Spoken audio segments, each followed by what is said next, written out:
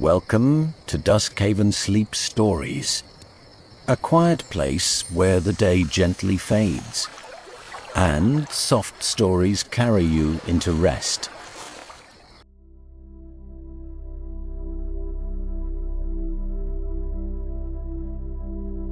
Hello, welcome back. If today was a long one, and most days find a way to be, then this is where it ends. Right here, right now, with you exactly where you are.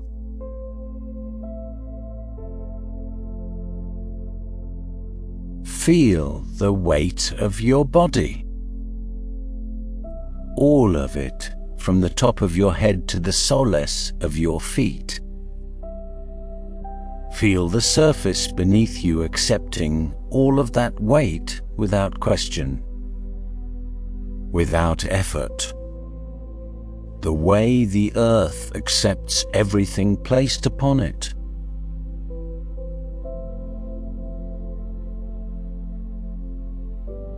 Let your shoulders drop. Just a little further than they already are.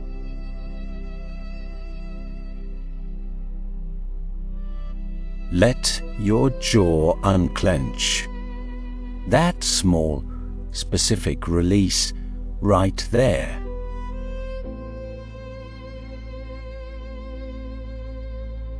Take one slow breath in through your nose.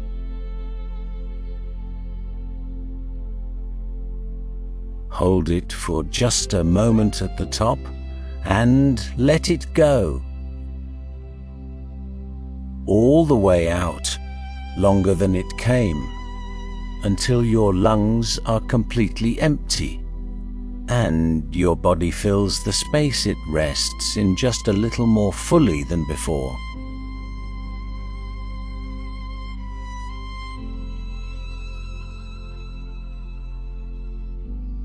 Tonight, the story will take you high. Above the tree line, where the air is thinner and cleaner, and carries the cold smell of stone and snow even in summer. Where the meadow opens wide and flat between the ridges, and the mist comes in from the valley below at midnight like a slow, quiet tide.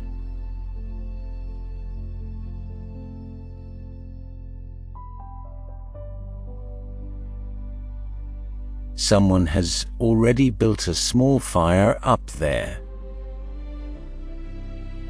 The kettle is on. The thyme is ready. All you have to do is climb. Let's go.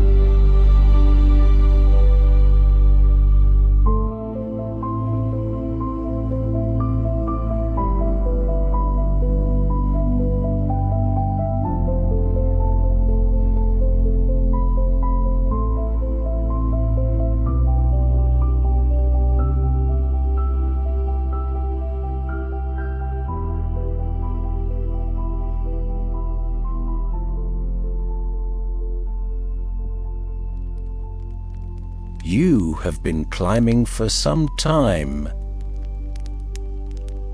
The path began in the forest, a dark, close trail winding upward through stands of pine and larch. their roots crossing the path in low arches you stepped over one by one. Their canopy blocking the stars until the whole world was reduced to the pale strip of path ahead and the sound of your own breathing, steady and even, falling into the rhythm of the climb.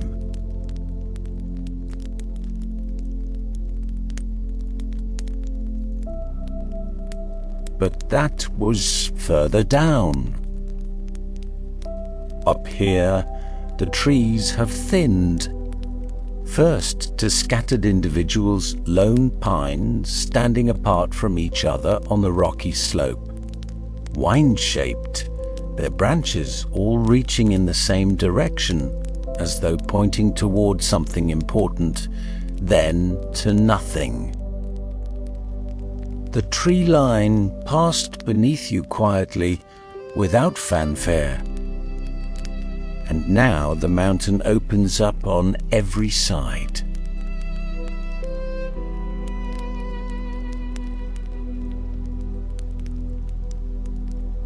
The sky is enormous.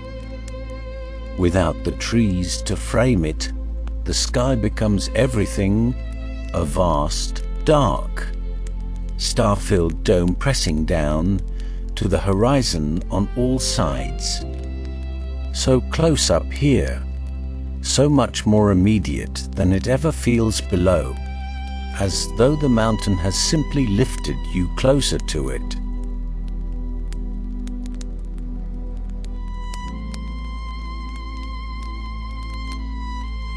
The wind is present but not cold, not yet.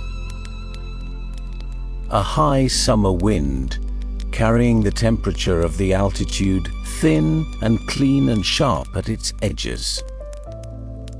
The kind of air that fills the lungs completely and leaves them feeling very open, very clear, as though it has passed through you like water through a clean cloth and taken something with it.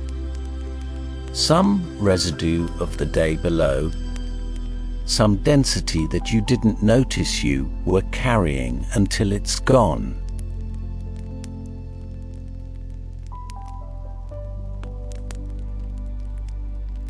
You breathe it in and in again. The path underfoot has changed. No longer forest floor, but alpine turf, short and dense and springy, dotted with small rocks that catch the starlight, and between them, low plants that brush your ankles as you pass, cushion plants and tiny sedges. And the first suggestion of something fragrant, something herbal and dry and faintly sweet that you cannot yet identify, but that your body recognizes before your mind does, drawing you forward without knowing why.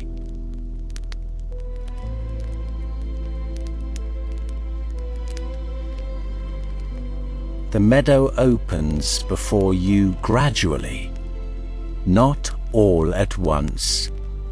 First a widening of the path, then a broadening of the flat ground to either side.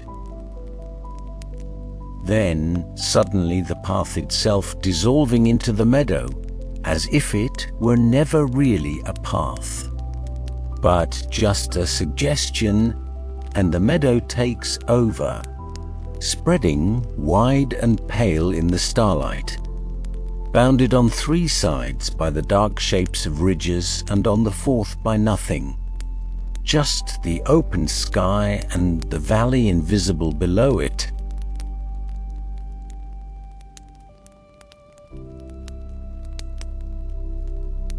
You stop at the edge of the meadow. The wind moves through the grass in slow waves.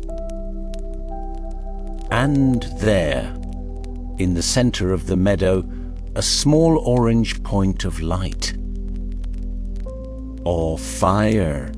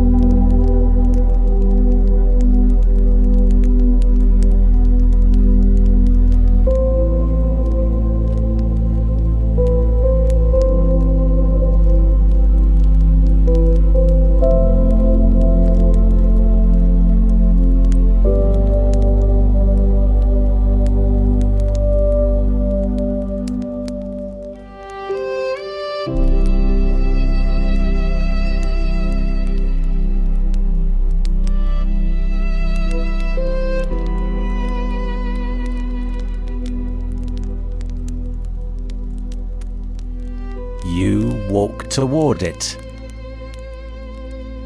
The meadow grass is ankle-deep here, soft and fine, and slightly damp with the first dew of the night. And it bends before you as you pass through it, parting and closing behind your feet in a continuous quiet whisper.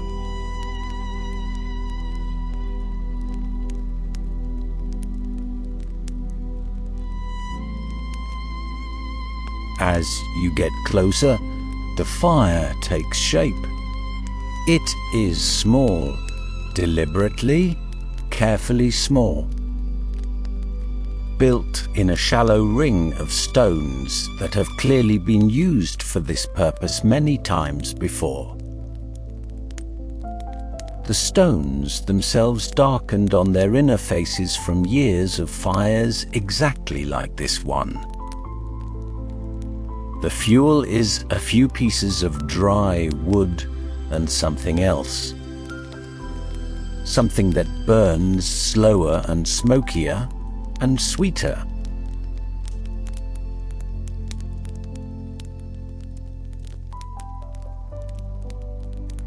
You crouch beside it and breathe in.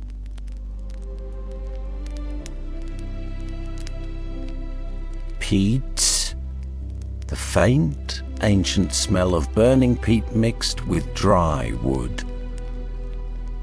The smoke rising straight up in the still air close to the ground before being caught and carried away by the wind above.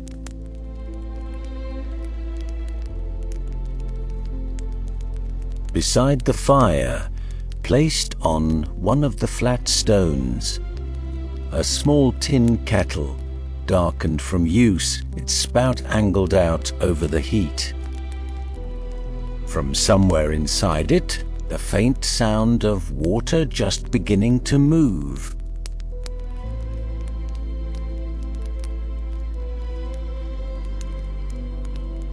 And beside the kettle, a small bundle of something tied with thin string. You pick it up. You bring it to your nose. Wild thyme. The smell is extraordinary, sharp and green and ancient. The concentrated essence of every alpine summer that has ever happened on this hillside. Every season of sun and thin air and cold nights that the plant has survived by making itself small and strong and intensely, defiantly fragrant.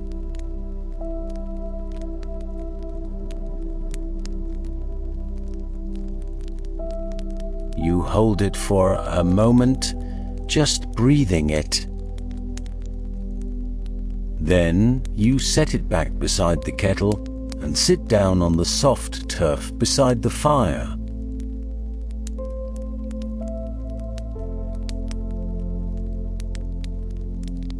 The warmth reaches you immediately, not dramatically.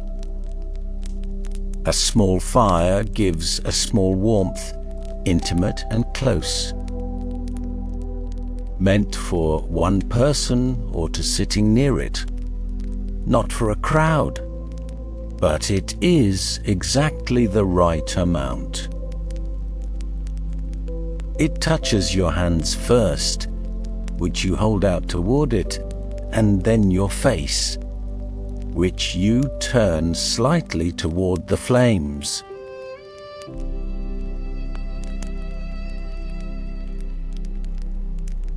The fire doesn't demand anything of you.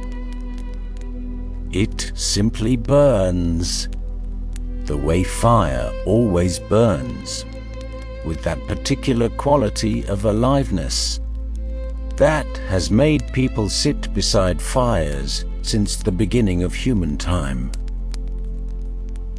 Not because fire does anything special for the person sitting beside it, but because something in the very oldest part of the human body simply recognizes it, simply settles in its presence, the way you settle in the presence of something you have known forever and never need to explain.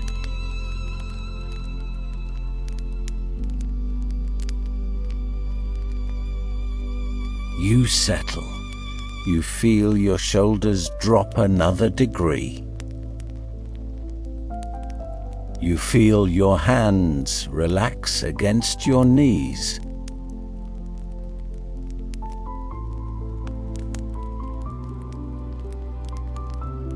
Above the fire, the stars are steady and many. Below the fire, the valley is gone, filled now with a soft grey-white mist that has been climbing the slopes all evening and has arrived in the last hour at the foot of the Alpine Meadow.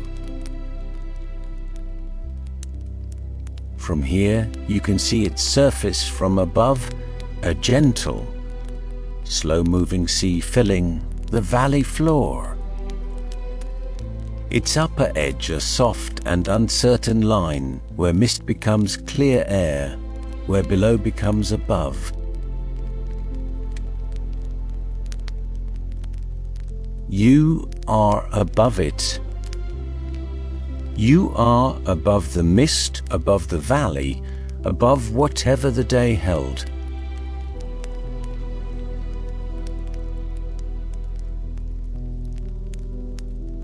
You sit with the fire between you and all of that, and the stars between you and everything else, and the mountains around you in the dark, patient and enormous and entirely untroubled, and you feel small, safe, exactly where you are supposed to be.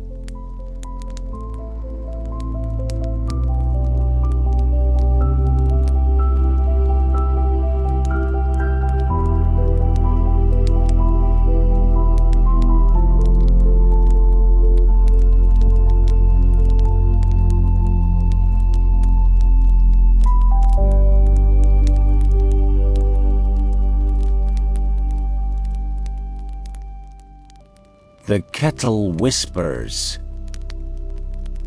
You hear it before you see it, that first, tentative sound of water deciding to become something else, the preliminary murmur that comes before the full rolling boil. The water warning you that it is nearly ready.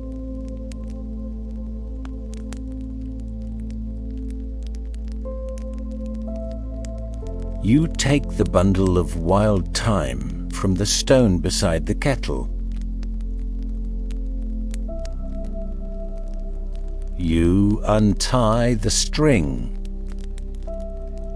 The leaves are small and grey-green and slightly rough, and when you press them between your thumb and finger, the smell intensifies immediately, sharper now.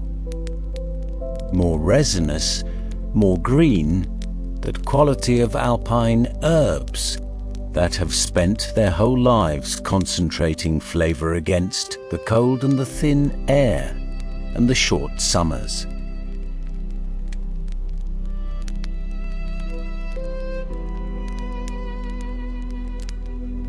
You fold the bundle gently and lower it into the tin cup that sits waiting on the stone beside the fire.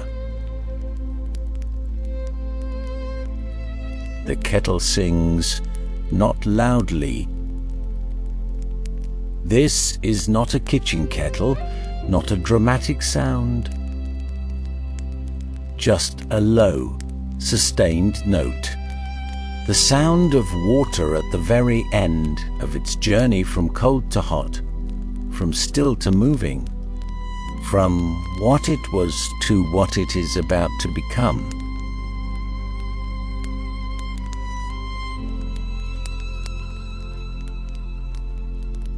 You wrap your hand in the edge of your sleeve and lift it carefully.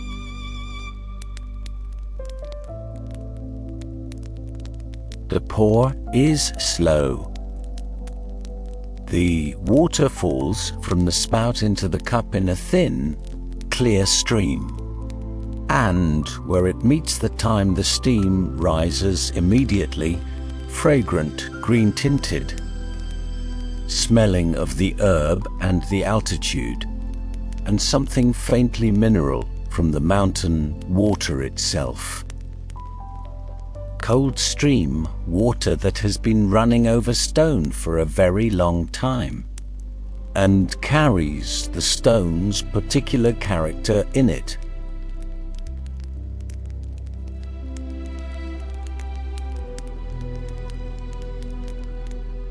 You set the kettle back.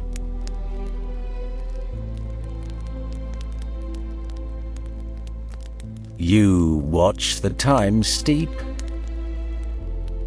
The cup sits between your hands, not yet picked up, just held, just warming your palms through the thin metal. The heat traveling from the water through the cup and into the centers of your hands, and from there up through your wrists, your forearms, deep into the core of you.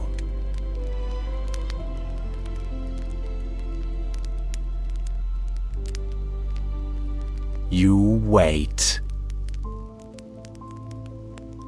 There is no hurry.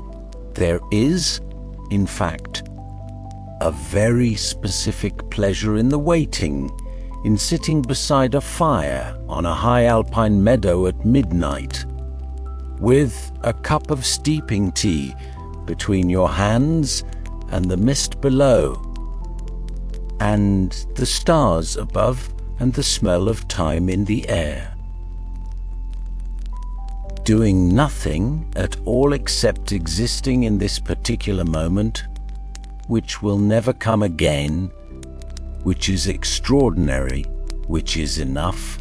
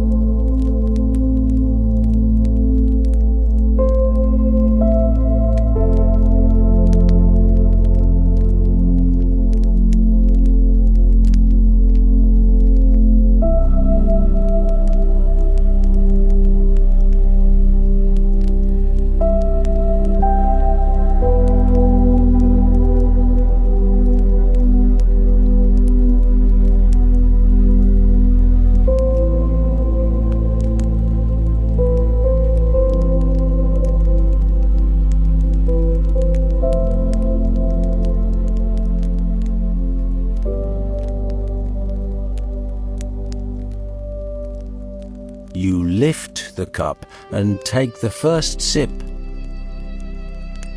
The tea is not quite the temperature you expected. Hotter, but in a good way, in the way of something that asks you to slow down, to hold it in your mouth for a moment before you swallow, to let it be what it is rather than rushing past it.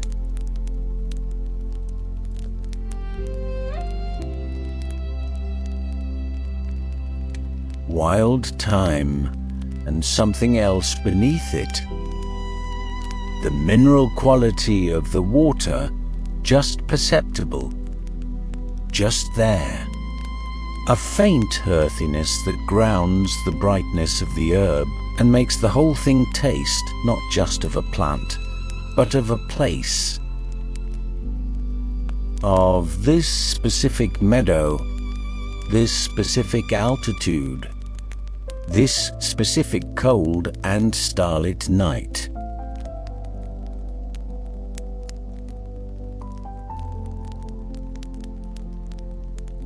You hold the cup in both hands and breathe in the steam. The mist has reached the meadow now. It came quietly, the way it always comes, not rolling in dramatically, not announcing itself, simply arriving. The way fog arrives everywhere, which is to say appearing to have always been there, filling the spaces between the grass stems and the low cushion plants first, rising imperceptibly until the far edge of the meadow is softened and uncertain. The ridges beyond it blurred, the boundary between land and air dissolved.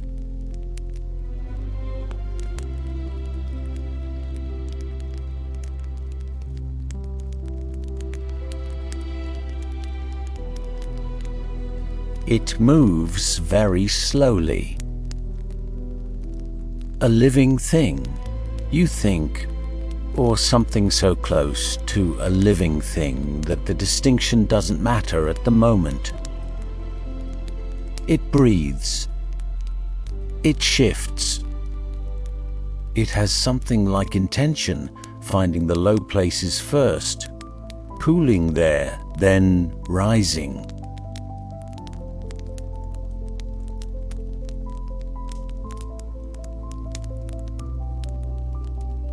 You watch it approach from across the meadow. The fire remains clear in the center of it, a bright, warm point around which the mist curves and parts as though respectful of the heat, leaving a small sphere of clarity around you and the fire and the cup in your hands.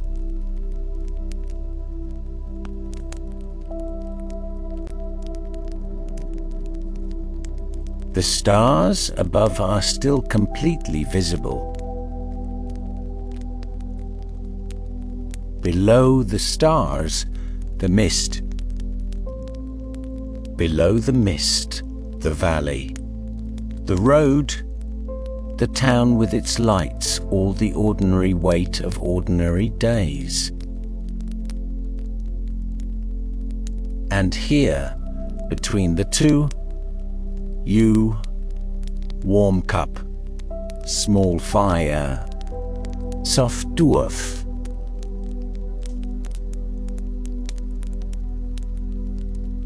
The smell of thyme in the air, even without lifting the cup, because the steam has dispersed through the small clear space around you, and the meadow itself smells of it. This high meadow where the wild thyme grows between every rock and in every crack, and has been growing this way for longer than any map has recorded it. You take another sip. You close your eyes.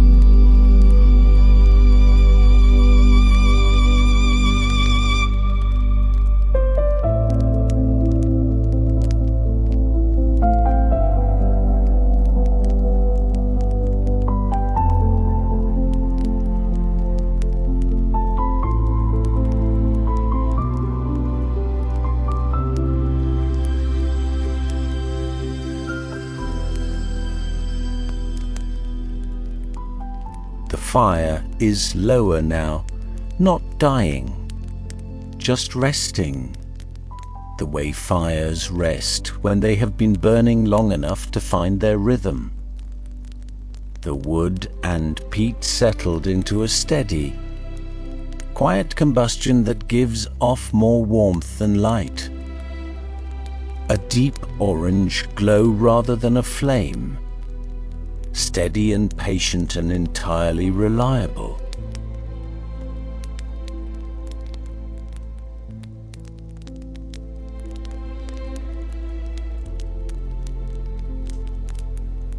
You set the empty cup down on the stone beside you.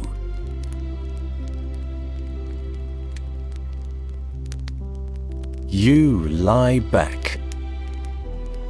The alpine turf receives you the way only mountain grass receives you.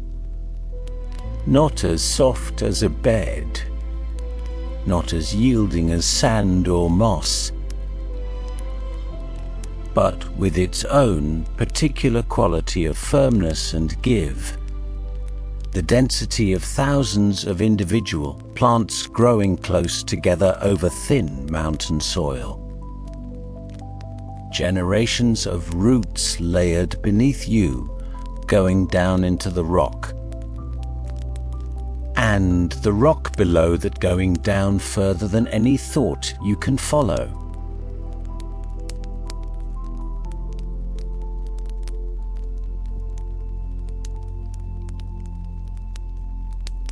The ground here has been here longer than the mist, longer than the fire, longer than the time, longer than any word for any of these things.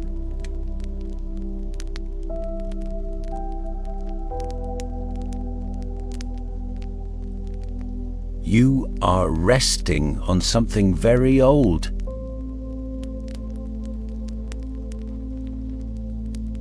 You look up.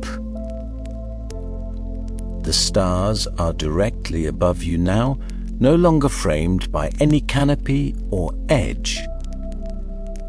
Just the whole open sky, from horizon to horizon, turning so slowly in its enormous arc that you could watch it for an hour, and still not quite catch the motion, only its result.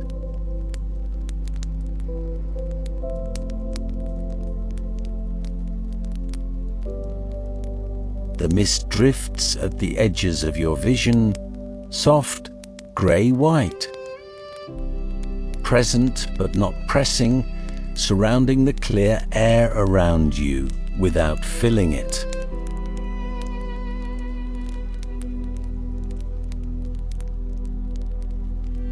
Your fingers rest against the short turf. You feel each small blade of grass against your palm individually, the way you feel things when you are very still and very quiet, and your attention has nowhere else to go.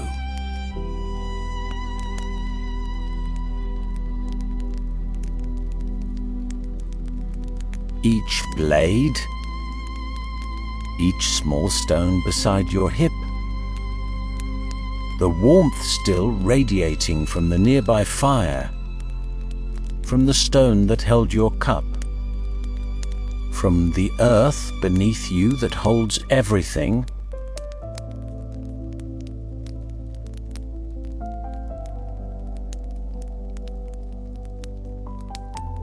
your breathing has slowed.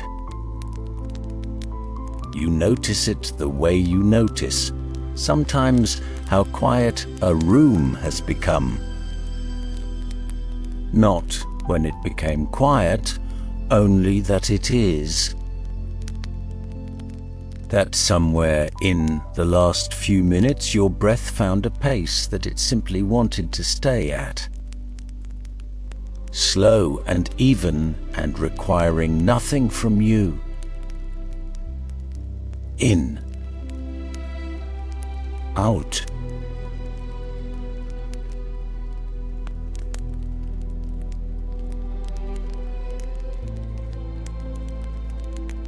The mist moves at the edge of the meadow.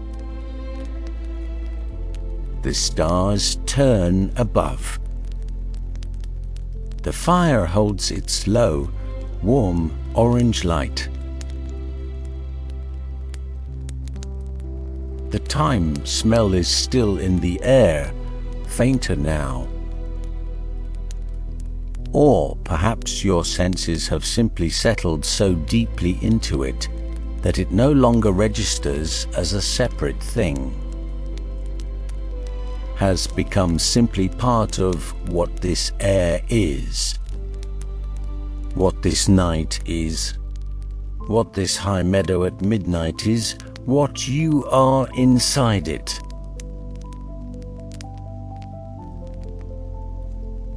A part, a quiet, resting, entirely welcome part.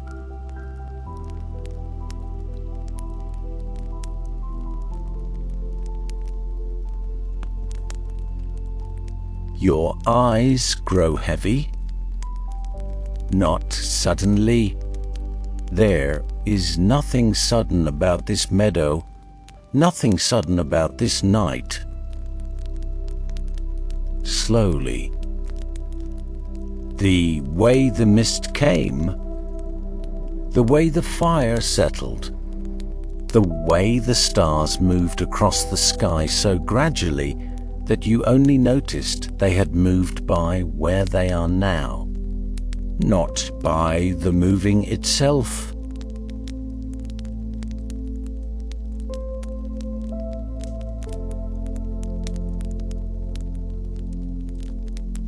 Your eyelids close. The orange glow of the fire is still visible through them, warm, diffuse. A color rather than a light. Amber behind your closed eyes, the same way the time is a feeling rather than a smell now. The same way the ground beneath you is simply where you are rather than something you are lying on.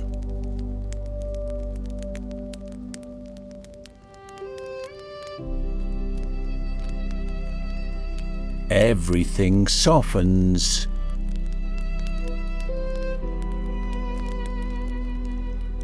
Everything stills.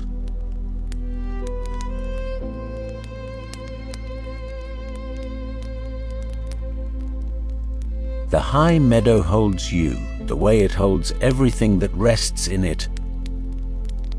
The mist, the thyme, the small stones, the roots going down into the rock without effort, without condition, without end.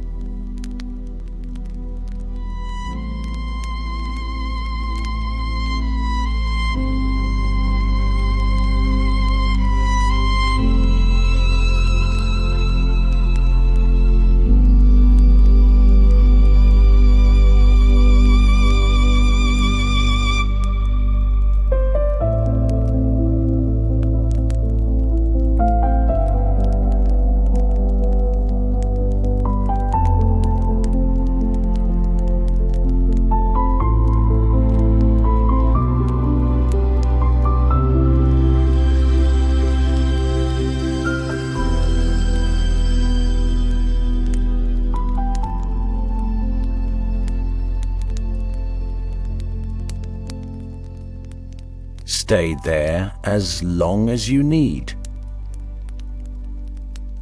On that soft turf, beside that quiet fire,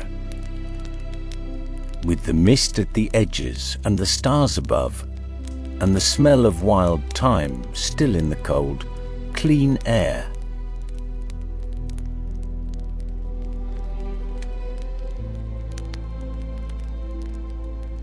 Feel the ground beneath you. Feel how completely it holds you.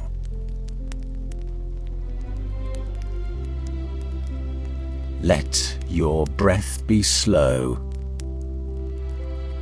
Let it move on its own, in and out, without any effort from you at all.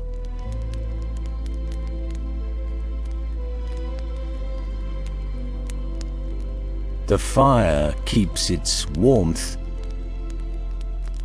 The meadow keeps its quiet. The mountain keeps watch the way mountains always have. Patient and enormous, and entirely untroubled by the passage of any single night.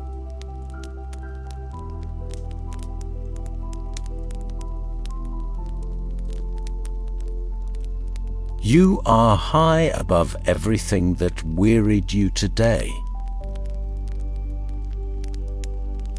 You are warm. You are still. You are held.